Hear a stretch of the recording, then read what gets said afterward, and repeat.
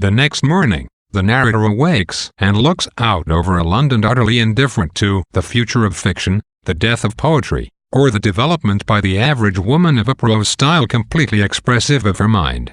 The sight of two people meeting, getting in a cab, and being swept off into the flow of the city gives her an intuition of unity and rhythm that had been absent from her strained thinking over the last 2 days.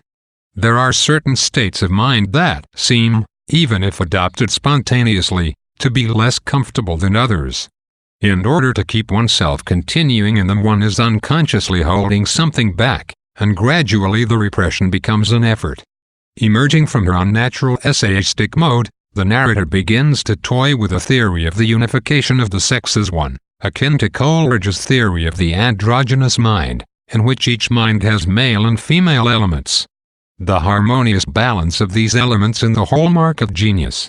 This theory refers to no special sympathy with or the opposite sex, she clarifies, but with the nature of the mind's very working. Such a mind, she imagines, would be naturally creative, incandescent, and undivided like Shakespeare's. In contrast to this ideal, she sees her own age as more explicitly sex-conscious than any other in history. This fact has, she speculates, roused in men an extraordinary desire for self-assertion, as exemplified in the novel of Mr. A. Virility has become self-conscious, she notes, in part as a result of the burgeoning and threatening self-consciousness of women. This is the dominant characteristic of fascism as well, yet neither sex is to blame. The narrator returns to her writing table and looks at the page titled Women and Fiction. It is fatal, she concludes, for anyone who writes to think of their sex. Virginia Woolf takes over for her narrator at this point, and begins to anticipate the objections her audience may raise to the characters' failings and foibles. She has not, for one thing, offered any comments about the relative merits of the two sexes as writers. This jostling for status, she explains, is precisely what the artist must avoid. One might object, she also admits, that I have made too much of the importance of material things, when we expect great minds and great art to rise above their circumstances. Yet the facts, she asserts, show incontrovertibly that the odds are against any would-be poet who has not money or education. She sums up her argument: intellectual freedom depends upon material things. Poetry depends upon intellectual freedom. And women have always been poor, not for 200 years merely, but from the beginning of time. Women, then, have not had a dog's chance of writing poetry.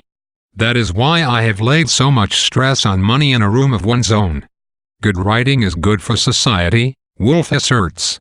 She urges her audience to write not only fiction, but books of all kinds, for books have a way of influencing each other. She urges them to remember their current advantages as well as the contours of their unwritten history, and to see their own work not only as worthwhile in itself, but as part of the crucial preparation for women writers to come. Woolf discusses the strained state of mind in which this essay was written, a mode of thought that, while important and useful, is not restful to the mind and certainly not conducive to fiction. This unmitigated focus to sex is too self-conscious to be part of the art of creation, yet an artistic unconsciousness of sex is the luxury of independence and freedom. The whole of the mind must lie wide open if we are to get the sense that the writer is communicating his experience with perfect fullness. There must be freedom and there must be peace. Not a wheel must grate, not a light glimmer. Woolf closes the door on her fictional narrator with the essay on Women and Fiction, still unwritten. The point has been to show the thought process behind her theory that fiction writing requires a private income and a private room, and the process has become the substance of the essay itself. It is a story that promises to continue,